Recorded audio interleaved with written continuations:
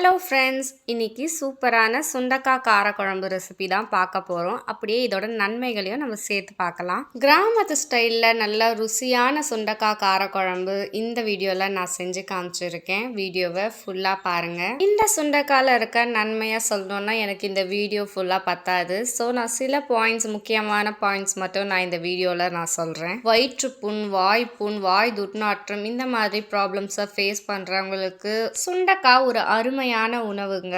வெறும் வயிற்றுல சுண்டக்காவை மிக்சியில சேர்த்து மோர்ல அடிச்சு குடிக்கலாம். அவங்களுக்குலாம் இது ஒரு சூப்பரான ரெமெடி. சின்ன குழந்தைங்களுக்கு வயிற்றுல புழுக்கள் இருக்கும். அவங்க ஸ்வீட் சாப்பிட்றதுனால 6 மாசத்துக்கு ஒரு தடவை தான் கவர்மெண்ட்லேயே பூச்சி மருந்து கொடுப்பாங்க. இதை நம்ம வாரத்தில் ஒரு முறை குழந்தைங்களுக்கு செஞ்சு கொடுக்கும் போது இந்த வயிற்றுல குழந்தைங்களுக்கு புழுக்களை சேர விடாம அழகா குழந்தைங்க வளர்ச்சியை மேம்படுத்துற மாதிரி இந்த சுண்டக்காய் நல்லாவே உதவும். குழந்தைங்க அப்புறம் பெண்களுக்கு ரத்த சோகை இருக்கும், அனிமியா இருக்கும். அவங்கெல்லாம் இதை வாரத்தில் ஒரு டைம் இல்லைனா 2 டைம் உணவு முறையில் நம்ம கண்டிப்பாக சேர்த்துக்கணும். இந்த சுண்டைக்காயில் விட்டமின் சி இருக்கிறதுனால நம்மளுக்கு நோய் எதிர்ப்பு சக்தி இயற்கையாகவே உடம்புல உருவாகுது. இப்போ ஒரு மண்கடாய் எடுத்துக்கலாம். அதில் சுத்தமான நான் நல்லெண்ணெய் சேர்த்துக்கிறேன். செக்கில் ஆட்டின நல்லெண்ணெய் தான் நான் சேர்த்துருக்கேன். தேவையான அளவுக்கு சேர்த்துக்கோங்க. நான் கொஞ்சம் தாராளமாகவே சேர்த்துக்கிறேன். 1 டீஸ்பூன் கடுகு சேர்த்துக்கோங்க. கடுகு பொரியட்டும், அது வரைக்கும் நம்ம வெயிட் பண்ணலாம். கடுகு பொரிஞ்ச உடனே நான் 1/2 டீஸ்பூன் சீரகம் சேர்த்துக்கிறேன். 1 டீஸ்பூன் வெந்தயமும் சேர்த்துக்கிறேன்.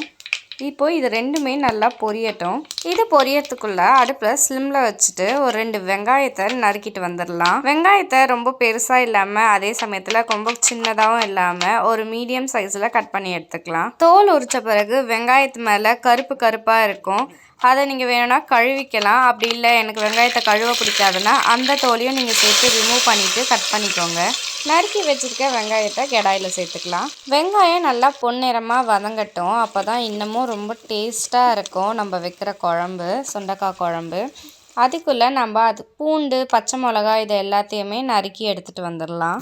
நான் 5 பச்சை மிளகாய் எடுத்திருக்கேன். காரக்குழம்புக்கு பச்சை மிளகா, மீன் குழம்பு, காரக்குழம்பு இந்த மாதிரி புளி ஊற்றி செய்கிறதுல பச்சை மிளகாவும் பூண்டும் நம்ம ஜாஸ்தியாக சேர்த்துக்கும் போது ரொம்பவே டேஸ்ட்டு சூப்பராக இருக்கும் அந்த குழம்புக்கு. பச்சை மிளகா வதங்கிறதுக்குள்ளே நான் பெரிய சைஸ் 2 பூண்டு எடுத்து வச்சுருக்கேன், முழு பூண்டு. அதை எல்லாத்தையுமே உரித்து எடுத்துக்கலாம்.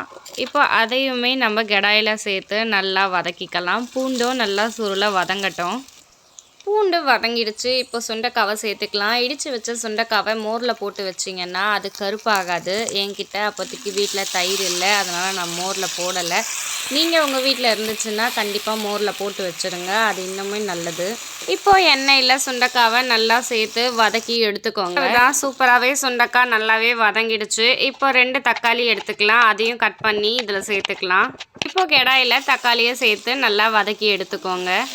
இப்போ நம்ம வைக்கிற இந்த சுண்டக்காய் குழம்புக்கு தக்காளி நல்லா குழஞ்சாதான் நல்லாயிருக்கும். ஸோ நல்லா வதக்கிக்கோங்க. வதங்கிறதுக்கு கொஞ்சம் மஞ்சத்தூளும் சேர்த்துக்கலாம். இன்னுமே நல்லா தக்காளி சுருள வதங்கிடும். தக்காளி வதங்கிறதுக்குள்ளே புளியை நான் ஆல்ரெடி லெமன் சைஸ் எடுத்து வச்சுருந்தேன், அதை கரைச்சியும் வச்சுருக்கேன். இப்போ அதில் தேவையான அளவுக்கு மிளகாத்தூள் சேர்த்துக்கலாம். புளி ஊற்றி வைக்கிற எந்த குழம்பாக இருந்தாலுமே அந்த புளி கரைசலில் தேவையான அளவுக்கு மிளகாத்தூள், உப்பு அப்போவே சேர்த்துக்கோங்க. சேர்த்து கரைச்சிடுங்க. அப்போ தான் டேஸ்ட்டு நல்லாயிருக்கும். அப்போ தான் நம்மளுக்கு கரெக்டான அந்த டேஸ்ட்டும் கிடைக்கும். தக்காளியும் வதங்கிடுச்சு. இப்போ கரைச்சி வச்சுருக்க புளியை சேர்த்து நல்லா கொதிக்க வைங்க.